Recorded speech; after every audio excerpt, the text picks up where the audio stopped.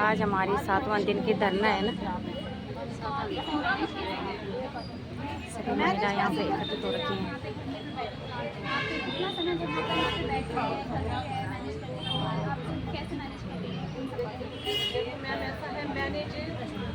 बच्चे भी समझ चुके हैं कि हमारी माँ किस मुसीबत में है, बच्चे भी समझ गए हैं हमको। तो अब बच्चों को भी ऐसा होता है कि मैं सुबह जब निकलती हूँ बच्चों के लिए खाना भी बना के रखना पड़ता है। घर खर्चा कैसे चल रहा है वो मैं ही जानती हूँ। मेरे मम्मी पापा मेरे सपोर्ट अभी कर रहे हैं। ससुराल से आप सब ये जानते हैं बहुत कम लोगों को सपोर्ट मिलता है, बहुत ही कम। खुद से मैं कमाने वाली हूँ और भगवान के साथ मैं थोड़ा बहुत चलो अपने लोग के ऐसे कि मेरे मायके वाले मदद करते हैं, मेरी बहन लोग भी मदद करते हैं, तब मेरा खर्चा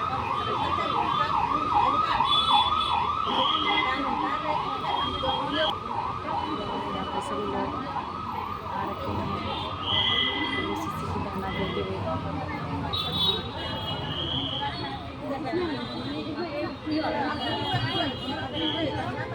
पे पत्रकार भाई भी आ रखे हैं और सभी इस बीज को बोने वाला यहाँ पे पत्रकार चले गए हैं।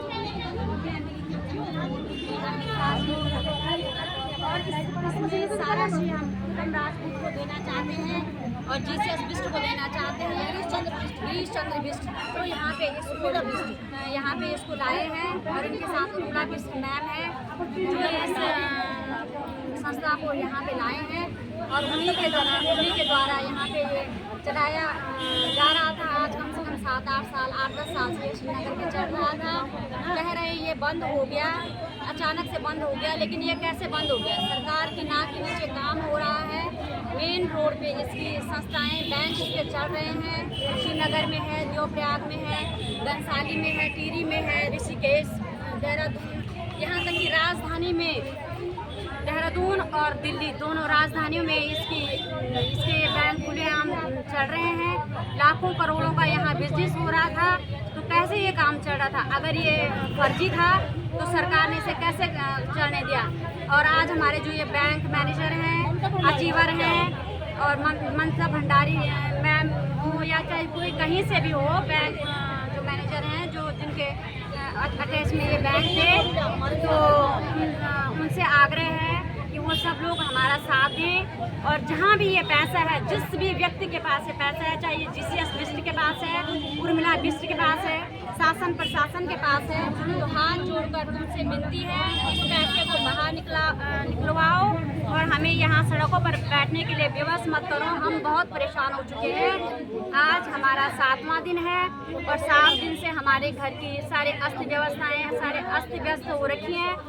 आप छोटा मोटा जो जॉब करते थे, जो भी काम करते थे, उससे भी हम अब घर में ही बैठे हुए हैं और हम सुबह से शाम तक बहुत टेंशन में है जिसका कोई हिसाब नहीं है। अगर हमें कल कोई बात होती है, हममें से किसी भी माँ बहन को कोई शारीरिक मानसिक या किसी भी प्रकार का कोई कष्ट होता है तो ये सारे श्रेय हम अपने सरकार को और ये उत्तम बिष्ट, उर्मिला बिष्ट और हमारे जो बैंक जिनके नाम पे ये चढ़ रहे थे उनको, बाकी हमारे जो अचीवर थे जिन्होंने हमें इसमें ज़बरदस्ती जोड़ा है, रखा है, उनको देते हैं। और आप लोगों को करो, आप लोगों का पैसा सुरक्षित है, हमारे पास हमारी संपत्ति है, हम तुम्हें कहीं डूबने नहीं देंगे। अगर बैंक भाग भी गया, अगर कल भविष्य, पहले तो ये चीज़ होने वाली नहीं है, लेकिन अगर होती भी है तो उर्मिला बिष्ट और GS बिष्ट यहाँ पे आप लोगों के साथ खड़े हैं। हम आप लोगों का मरते दम तक साथ देंगे। लेकिन अभी तक हमें उन्होंने एक भी बार कहीं पे मीटिंग नहीं दी है। चलो हम मानते हैं वो नहीं आ सकते हमारे बीच में, लेकिन अब तो एक से एक साधन हो गए हैं। ऑनलाइन भी तो फ़ोन के माध्यम से या किसी भी माध्यम से हमारे साथ बात कर सकते हैं, हमें फेस कर सकते हैं, लेकिन हमें कहीं से कुछ सांत्वना उनके प्रति नहीं है और हम अपने पैसे के लिए बहुत परेशान हैं। मैं एक सामान्य CP हूँ जो कम से कम 15 लाख 16 लाख पे मेरा बिजनेस है और ऐसे ही हैं मेरे से जो ऊपर हैं, कोई 1 करोड़ वाला है, कोई 2 करोड़ वाला है, कोई 3 और 4 करोड़ में भी हैं। बताओ कैसे में हम लोग घर में चैन से बैठ सकते? कब से जुड़े थे?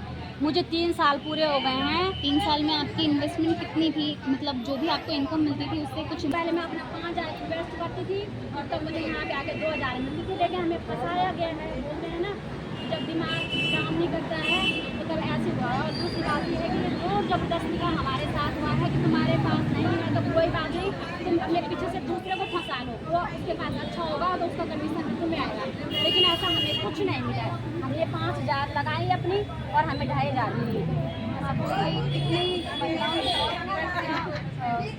लगभग कितनी महिलाएं आपको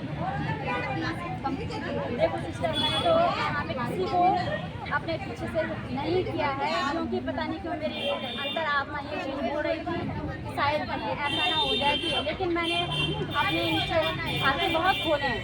ज्वाइन तो मैंने किसी को नहीं किया, लेकिन खाते मैंने बहुत खोले हैं।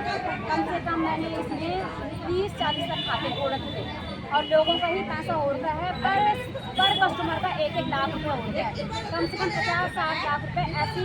आगे तो निकल गया था जून में, लेकिन आधा वहाँ फंस गया है और जो फंसा हुआ है वो जून से इस जून में 1 साल होने वाला है। और कस्टमर हमें इतना परेशान कर रहे हैं जिससे हम आज बहुत मतलब टेंशन में हम आप लोगों को बता नहीं सकते कि हम किस तरह से हम लोगों का फेस कर रहे हैं, क्योंकि सवालों के जवाब दे रहे हैं और हमें कोई शौक नहीं था यहाँ पे बैठने का। अगर हमारी भारत सरकार, हमारा कृषि मंत्रालय, हमारे जो कुछ पदाधिकारी है वो हमें आके बता देते कि हम लोगों का पैसा कहाँ गया है, कितने टाइम बाद आ जाएगा, तो शायद हमारे घरों की स्थिति अच्छी हो जाती, हम लोगों की मानसिक स्थिति भी अच्छी हो जाती।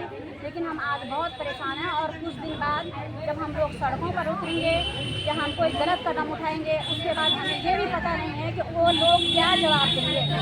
तब उसके बाद कोई जाने कि उन लोगों ने और लोगों को क्या जवाब देना है, और ये स्थिति बहुत जल्दी आने वाली है। और सरकार से सरकार के लिए जिनसे आप लोग को आश्वासन है? बिल्कुल, हमें पूरी उम्मीद है अपनी सरकार से कि वो हमें इस समय पूरा हेल्प करेगी, क्योंकि हमें सुनने में आया है कि ये जो संस्था थी ये भारत सरकार कृषि मंत्रालय में थी, इसमें पूरा सरकार का हाथ है, सरकार के संज्ञान में ये चल रही थी। तो हमें पता है और विश्वास है अपनी सरकार पे कि वो हमारा सहयोग करेगी, पूरा सहयोग करेगी। हमें हमारे जो गलत कदम है उसको उठाने से हमें बचाएगी। और हम चाहते भी हैं कि सरकार इस समय हमारा साथ दे और ये हमारी फर्स्ट गलती और इसे हमारी लास्ट गलती भी समझे, क्योंकि हम अच्छे खासे पढ़े लिखे होने के बावजूद, सब कुछ ठीक ठाक होने के बावजूद हमें जो स्कैम किया गया, हमारा जो ब्रेन हैंग किया गया, वो हमें पता नहीं है कि ये कैसे हुआ, क्या हुआ। लेकिन हम सरकार से ये उम्मीद करते हैं और सरकार से ये दरख्वास्त करते हैं कि आपसे विनती है, आप हमें यहाँ से किसी भी तरह से बाहर निकालो बस। और आप आत्महत्या क्यों करोगे? हम स्वयं किलो झांसी के बीच चौराहे पे जाएंगे और नेताओं के हम टांग खींचेंगे, जिन्होंने हमसे वोट मांग के ले गए बेटा, आज ये हमारे साथ खड़े नहीं है, तो हम उनसे पूछेंगे कि तुम हमारे बीच वोट मांगने आए हो, आज तुम सुन क्यों नहीं रहे हमारे लोगों की? हम बेटा यदि हमें मजबूर किया जाएगा, हम विधानसभा, राज्यसभा, लोकसभा तक घुसेंगे मेरे बच्चे, क्योंकि 42 करोड़ लोग हैं, इसमें ज़्यादातर महिलाएं मेरे बच्चे, तो हम नहीं छोड़ेंगे। यदि सरकार नहीं, न केवल सम्मान से पैसा वापस लौटाए, इनके साथ किया गया ये कुठाराघात का फिर से पितृ सदन है बेटा, महिला के साथ दगा किया है, उन्हें सड़क में लाकर खड़ा कर दिया है। एक तरफ ये कहते हैं कि महिला गृह लक्ष्मी है, महिलाओं का सम्मान होना चाहिए, और दूसरी तरफ इन्होंने महिलाओं का न घर का छोटा न घाट का छोटा।